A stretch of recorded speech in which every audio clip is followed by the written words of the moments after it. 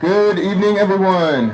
I am HM3 Eisman, president of CSADD at Twentynine Palms. Thank you all for attending the Twentynine Palms CSADD Suicide Prevention and Awareness Vigil, the first one here. These past few years have been some of the most difficult and trying times for our community and our families.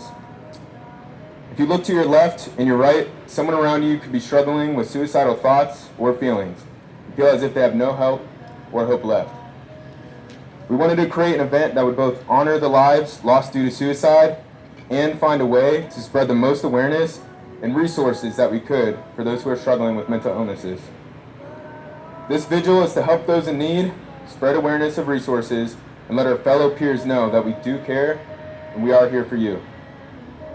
I would like to go ahead and present Chief Warren for his opening remarks.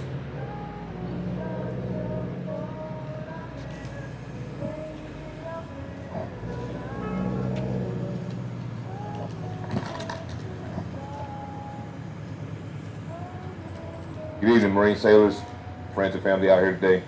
CSADD, really appreciate you inviting me out. When I initially got asked to come out here and speak, the person that asked me immediately, kind of took it back and apologized.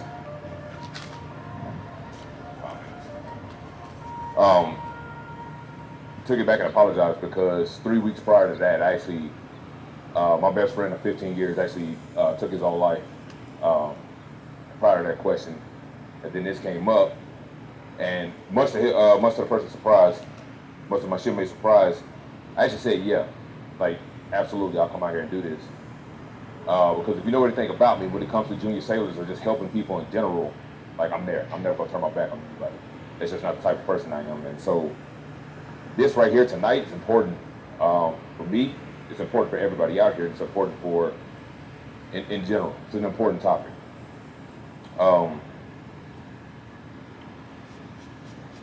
So,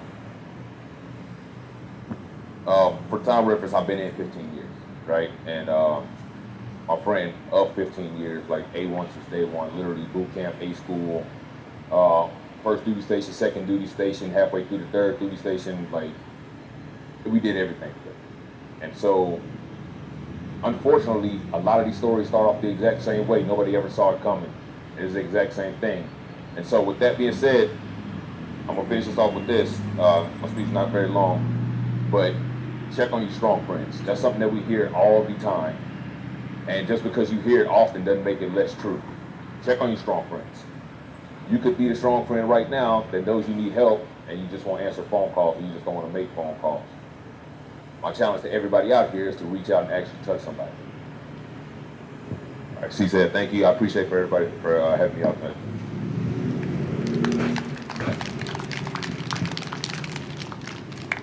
Thank you, Chief Warren. For our next speaker, I would like to introduce the representative for mental health at USNMRTC's Robert E. Bush, Lieutenant Lopez.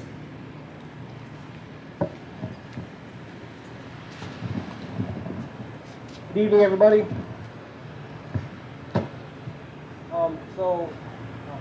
As I look around, can everybody hear me? Yeah. So as I look around, I recognize a few familiar faces. So some of you I've worked with at the AMCC as staff or colleagues, or some of you I've worked with before, just in a prior duty station. So if you don't know me, my name is Lieutenant Carlos Lopez. I'm what's called a licensed clinical social worker, someone mental health provider. I work up at the AMCC in the mental health department. So I tell people that myself, some psychologists, a few psychiatrists, and a few nurse practitioners are here to provide the primary mental health support for you all, our active duty sailors and Marines. So I've been in the Navy for a little while. I work out of an office often, but one of the favorite things that I get to do and I enjoy doing is actually just getting out here, interacting with sailors and Marines, and hopefully imparting some of my thoughts, views, beliefs, and expertise, if I can, onto any subject.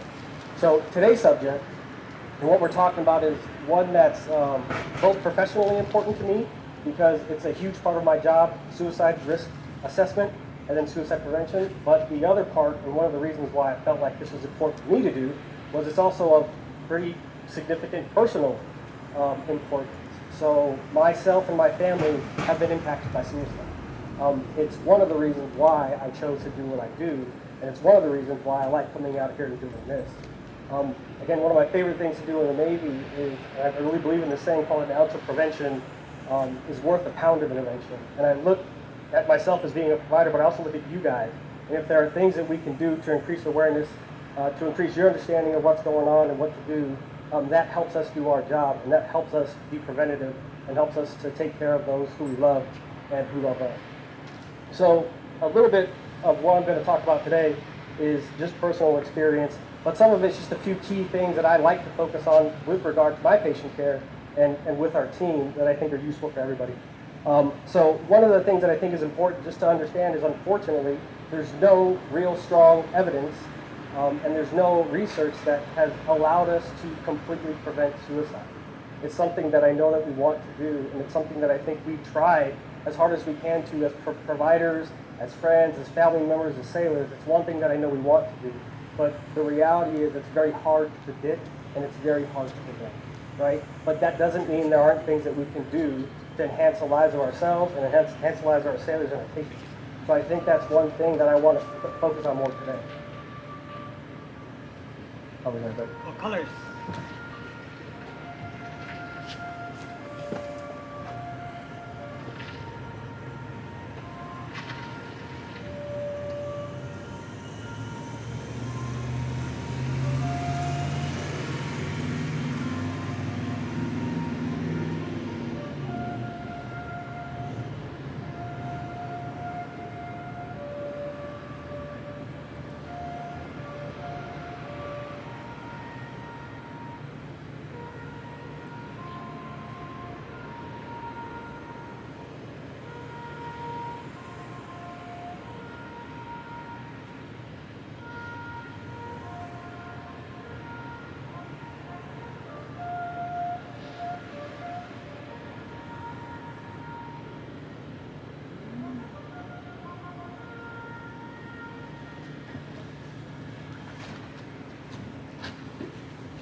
Thank you, everybody. So what I was saying, and I think what's important, is that we as service members and family members, we get a lot of training on suicide risk factors, warning signs, how to ask tough questions of people, resources where we can get support, places where we can refer to. And I think those are all good. And I think those are useful in terms of helping someone when there is a need.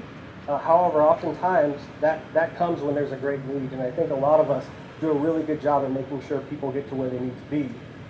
But however, one of the things I also like talking about is there are also things we can do as a collective to be a bit more preventative if that happens.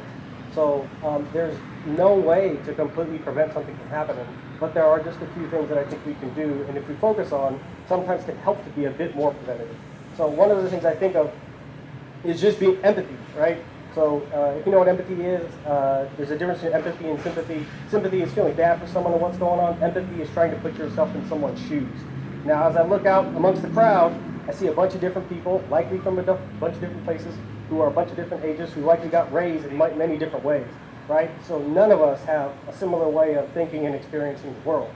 So why empathy is important and why I like to talk about it is because you may take a situation and you may see it one way, but someone may not see it the same way, right? And one of the things that we can do to be preventative in terms of helping us, be a collective and understand each other is just trying our best to understand what's going on with somebody, right? We may not agree with it, we may not like it, but if we try our best to understand what's going on with somebody, then they feel heard, they feel understood, it's easier to connect. So empathy, I think, is something that we should all try to strive for. We should do, make an effort to do a better job of just trying to understand our fellow man. I think connection, the fact that there are so many people out here, to me, is really important. The Navy and the Marine Corps are communities, right? They're environments. Most of us are not from 29 Palms. Is anybody from 29 Palms? Probably not. All right. So I was going to make fun of 29 Palms, but I'm not point. But we're not from here, right? So you've got a family, you've got friends, you've got places that you've been to, things that you loved and you enjoyed, things that kept you home. You might have a kitchen that you love. You might have a mom or a dad or a girlfriend or a wife or somebody who's not here right now. And so that's change, right? So every one of us who's going through this is going to go through some type of change. And change can be scary. Change can be uncertain. Change can create a disconnect from what's going on. And that's why I think it's important as a family right? We try to strive for connection, not just for us being connected with other people that are close to us, but for us seeing people who need to be connected, right? If we see someone isolated or withdrawing or keeping to themselves, that's a moment to go up to talk to that person and to bring them into your circle. But on the converse, if we're feeling that way too, one of the ways that we can feel connected and we can get to know somebody is by just kind of going that extra limb and being out there. As we do that, we get to know each other better. We get to know what's going on. We get to know what things bother us. We get to know how we're feeling that day. I guarantee you, for those of you guys who have people that you live with in the barracks, you know when they're having a bad day. You know when they haven't showered. You know when they're angry. You know when they've got girlfriend or boyfriend issues, right? We know those things. By building connection, we can also be preventative in terms of what we do moving forward. I talk about finding a sense of purpose, right? So there's many different jobs, many different specialties here. I like the fact of finding purpose with things that are in life. Those things can be in work. You can be the best sailor, you can be the best Marine. Those can be outside of work. You can work out really well. You can play soccer. You can be a good father. You can be a good husband. You can do whatever you want to. But creating and fostering a sense of purpose is something that helps us to feel more connected, helps us to feel more lively. And I just think it's one of those things that we should be shooting and connecting for. And then support, right? So I see people here coalesced in groups. That makes me think that you all know each other. You all look out for each other. You all kind of know each other's maybe secrets or desires or loves or whatever you have. Support can be protected, right? As we stay together, we get to know one another, we get to see who we are, we get to see what kind of things bother us, and we can also look out for each other a little closer if we're doing that.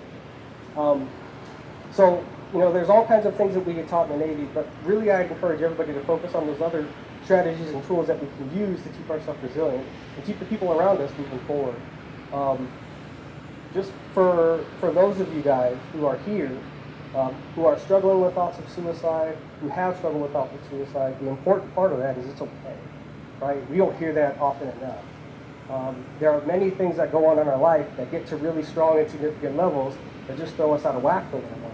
And it makes sense to want to solve that problem in a way. And I think our brain and our mind goes there as a way to kind of feel better, as a way to not feel anything anymore. And that's okay, right? I think people get afraid that they have that thought. I think people get afraid that that thought's there. But the reality is that may be a part of something significant and important in your life that may not be going the right way. So that's okay. One of the things I want people to know is that we are here, right? Meaning we, your friends, right? Your chain of command, your chaplains, your MFLACs, maybe your families, right? There are people who are here that can help support and can help guide through rough times in life. Seeking out that help is preventative. It's a sign of strength. I'm a big fan that we grow. Sometimes we don't, sometimes we grow in a way that we don't want to or we never wanted to. Sometimes we grow in different ways with the help of others, right? That's why we're here. And that's why I'm here. Some of what I like to do is just get out to show my face and to talk and to be nervous and to be uncertain so that you all know that someone like me is here to support you. I'm a staff corps officer. That's my primary job. I've got no other job other than to make sure you all are supported and taken care of. And are the best Marines, the best sailors, the best fathers, and the best people. So if you've got something going on and you think it'd be useful to talk to us, please come and do so. I also encourage the chaplains, right? I encourage Marine Corps Community Services, military family life counselors, military one source. And there's all the resources out here that can help support. And I just encourage you guys to access that in any way possible. Lastly, if anybody currently is having suicidal thoughts, right, or wanting to talk to someone about that, I want everybody to be aware of 988. Everybody know what 988 is?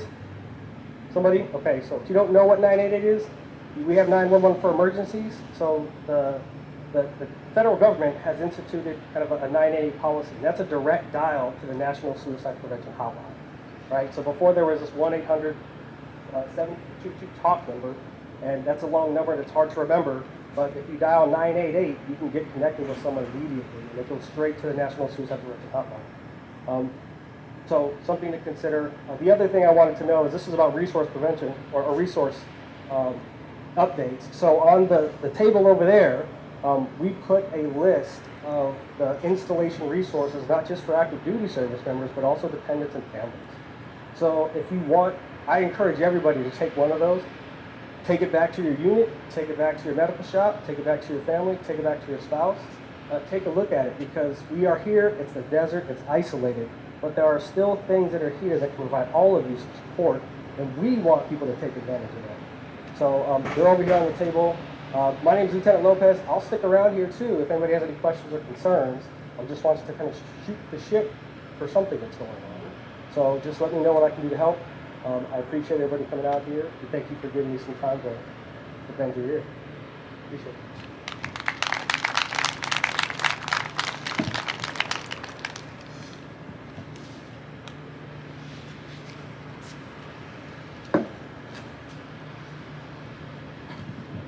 Thank you, Lieutenant Lopez. For our next speaker, I would like to introduce retired HM1 Louis Fonseca.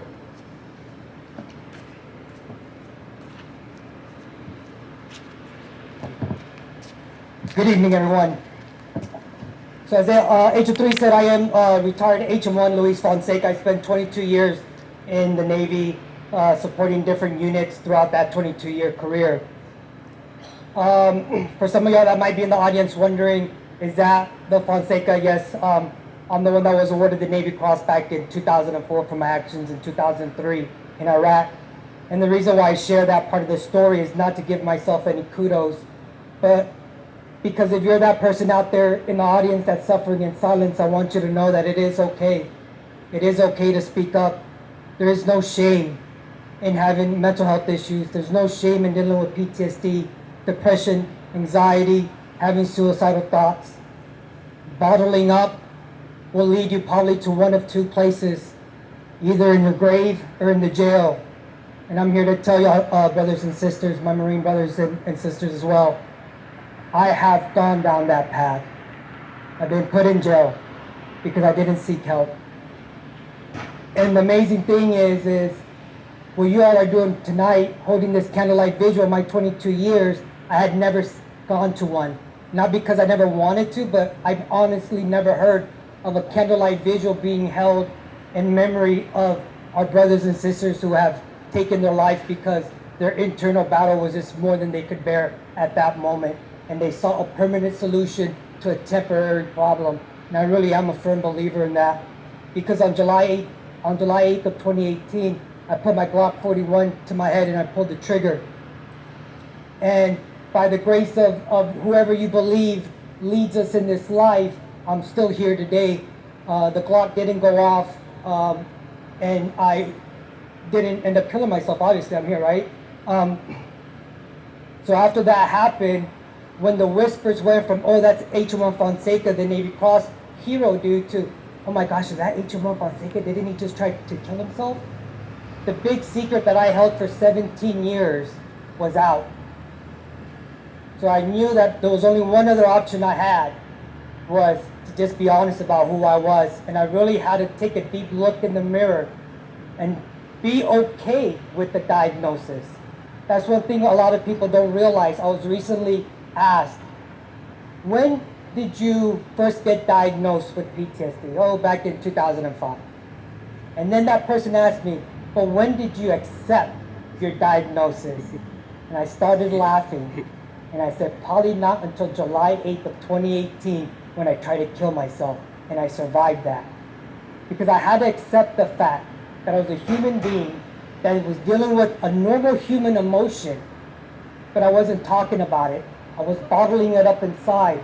I was covering it up with alcohol, with, I'll admit it, with sex, not using my medications correctly. I'm retired now, so I can speak a little bit more openly about this. Not using my medication correctly, but abusing it, right? Abusing my medication.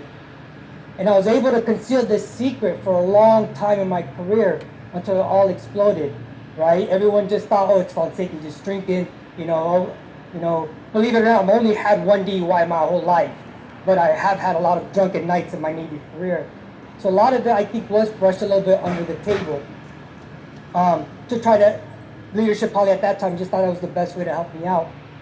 But when I finally accepted the diagnosis that I do suffer from PTSD, that I am depressed, that I do have anxiety, that yes, even to this day, it's been over 4 years, and I would lie to you all if I would sit here and say, have never thought of suicide ever again. I would be lying to you all. Yes, there has been days where the thought comes back in my head. But then I remember about my family. I remember about my young shipmates that are sitting out here. When I was their LPO, and I told them, you have value, you have worth. Fight for yourself, I'll fight for you. And now I had to walk that walk, right? I couldn't just talk about it anymore. I had to walk about it. And I look out in the crowd and I see some of my junior sailors out here today. And I thank you all for being out here, because your generation is what's going to leave the Navy better than what it was when I came in. Believe it or not, in my point of view, your generation is a lot stronger than mine, because my generation allowed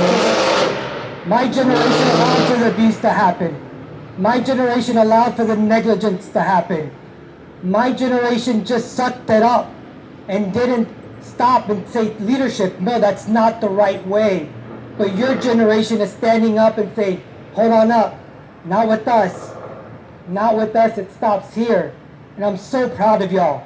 I really am. When I retired, I knew the Navy was in great hands because of what I looked across that field. And tonight, I feel that same sense of pride, knowing that my Navy and my Marine Corps that I served for 22 years is in great hands, because we have Marines and sailors like you all today say, no, we will speak up. No, this is our friend. They are suffering and it is okay. I understand 7th Regiment just recently lost another one a couple of days ago.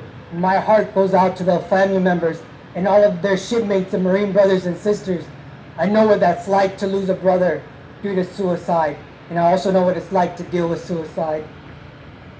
So if there's ever anything that I could personally do for you all, and that's even to drive 4 hours up here to give a speech to somebody, to talk to someone. There's always light in the darkness, remember that. That's why we hold those candles. And remember, when you get to the bottom and you feel that you've burnt every bridge because your mental health didn't allow you to speak up for it, we can rise like a phoenix from the ashes and rebuild ourselves stronger with the proper leadership, the proper friendship, the proper love. Tonight, my heart is filled with so much love, so much compassion, and yes, joy. Why? Because tonight, we stand here and remember our brothers and sisters that are no longer with us today. And we're not saddened by it. But I forgot who was the person that said it. But on the other end, we rejoice because we lived amongst them. I want to finish it off with this, especially because mainly it's corpsmen out here. Sometimes we get wrapped up that we want to change the world. But I want to share you a story that Miss Lauren Easley wrote. And I do apologize if I pronounced her last name wrong. I never met her personally, but I believe it's Easley. It's called the Starfish Story, and I'd like to share it with y'all tonight. Starfish story goes something like this. There's an elderly man walking across a ridgeline by the beach, kind of like Sunset Cliffs down in San Diego. The old man's walking on the cliff edge, and he sees somebody out in the distance. And it looks like this person's like kind of bending over and standing back up. As this older man gets closer, he realizes it's a person that's bending over, standing up, and then gently throwing something into the ocean. Upon him getting closer, he realizes that that person's actually a small little child. And he realizes that that child is throwing back starfish. And this old man comes up to that young little boy and says, "Son, what are you doing?" The little boy just looks at this starfish and says, "The tide is going out, and if these starfish don't go back into the ocean, they will die. So I'm throwing them back in so they can live." The old man looks around and says, "But son, don't you realize that it is miles and miles and miles upon miles of beachfront, and there's probably millions of starfish out here. There's no possible way you can change it all." The little boy just bent down, picked up another starfish, looked at it, and then looked at the old man, gently tossed that starfish back into the ocean and said, "But I made a difference for that one." I want you to remember that story. Don't overburden yourself trying to change the world. Just burden yourself with changing one person at a time. And that's how we're going to end this. That's how we're going to to end the negative stigmas of mental health. So thank you, CSADD, H&3, for having me come up here. Thank you to my junior seniors that reached out to me to let me know that there was this vigil going on. To the Chief's Mess, please extend my welcome to the Chief's Mess and the commanding officer for having me on board. Shipmates, Marines, and Marines, thank you so much. Have a very wonderful night.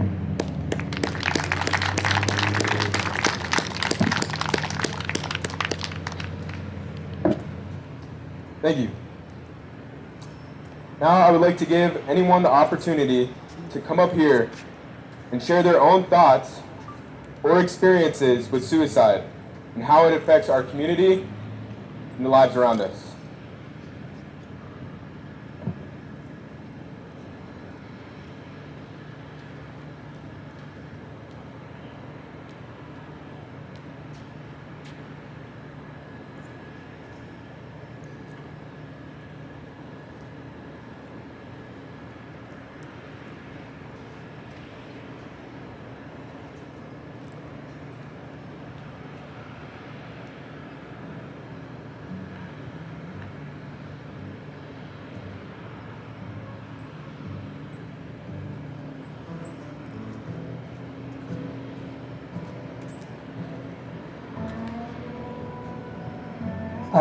I just want to take a minute to,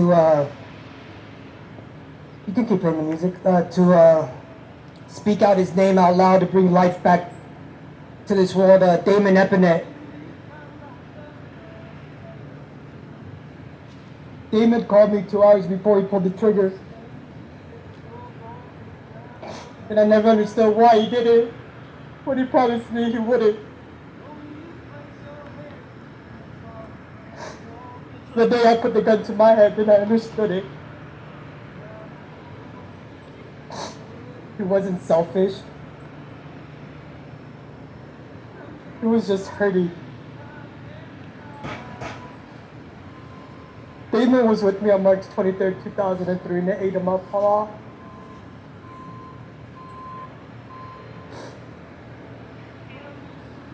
And there's not a day that goes by that I don't miss my brother. And unfortunately, he's just one of many that I have lost throughout my years. So I encourage you all, if you've lost someone to suicide, come speak their name. Bring their life back to this earth, to our hearts. Amen. I love you, brother.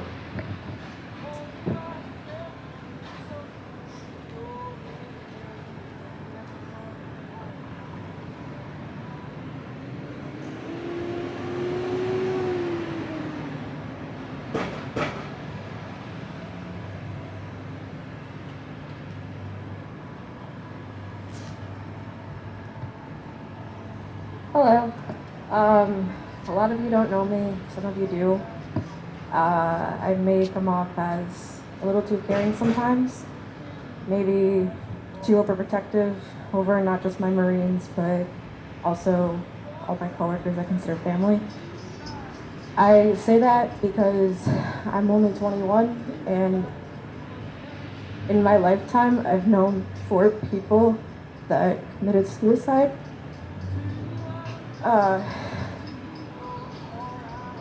One of her names was Ortega, and she was one of my Marines.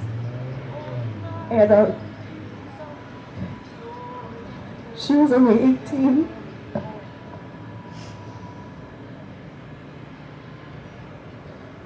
She got in trouble, just drank a little too much, and she got caught underage. And her command decided to just throw her to the bus instead of being there for her and reaching out to find out exactly what was going on, because she had a lot of things going on. And they found her hanging.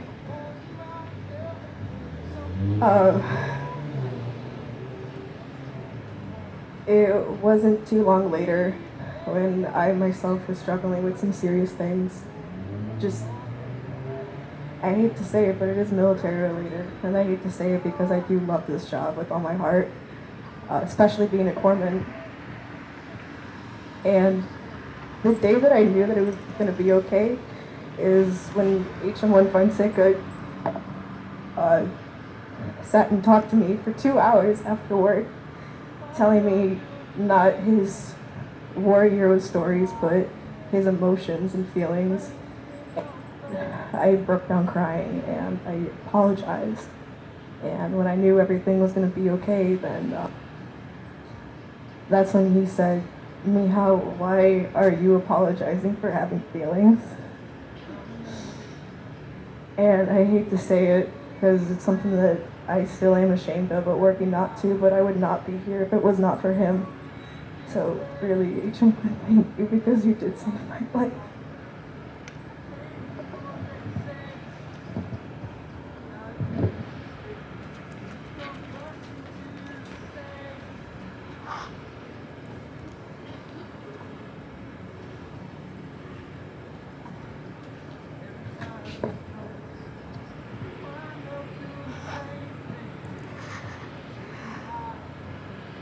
3 weeks ago, I lost one of my lance corporals. Gunshot wound straight through the head. Tonight, I want to honor his name. He was one of my favorite Marines, and I'll remember him forever. This is for you, Cruz Franco.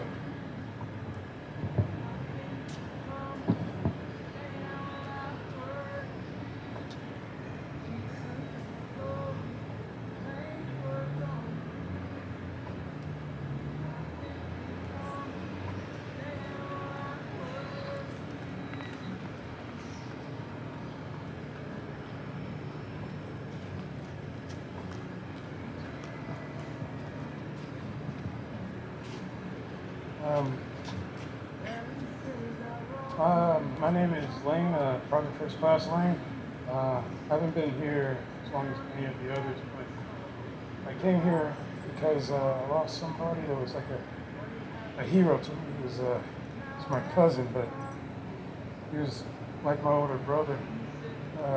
Got me through a lot, and unfortunately, he may have got past like his suicidal thoughts. I was going through it too, and he taught me what he got through. But unfortunately, a lot of the things that he did when he was feeling self-destructive put him to. And when he realized he needed to cut away from some of the people who weren't helping because he was feeling self-destructive, he took his life. He took his life. So I decided to come here, get away from those people, to learn how to be better, like he was. And coming here, you see it everywhere. A lot of my best friends want to do the same thing he did.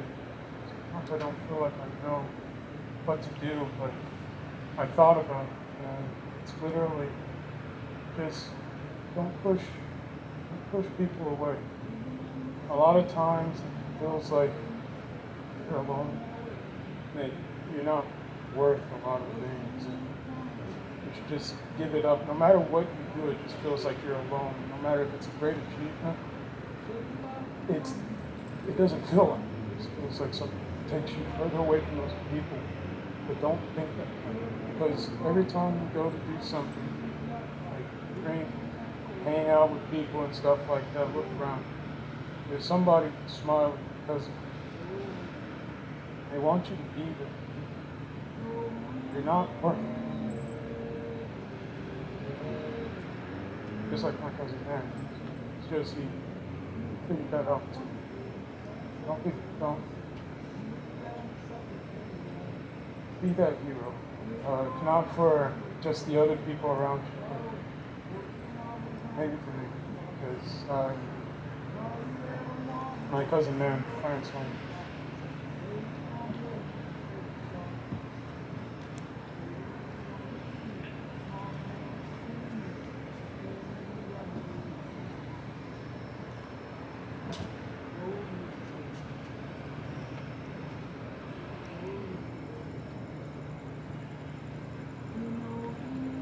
Thank you for everyone who had the courage to come up here. Everyone who didn't, I'm sure that you guys have somebody that's in your head. As long as you remember them, I promise you they'll live on.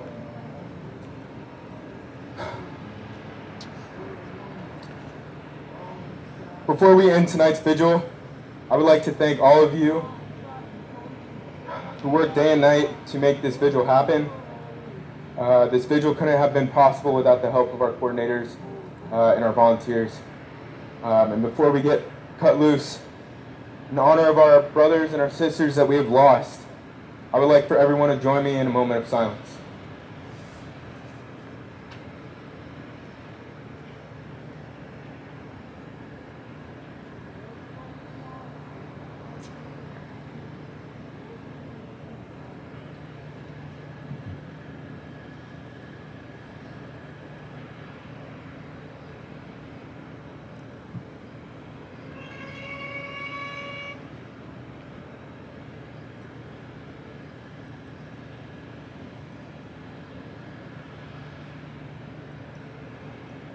Thank you. On behalf of everyone here, thank you to those that came out tonight to make this vigil special, and have a wonderful evening. Thank you.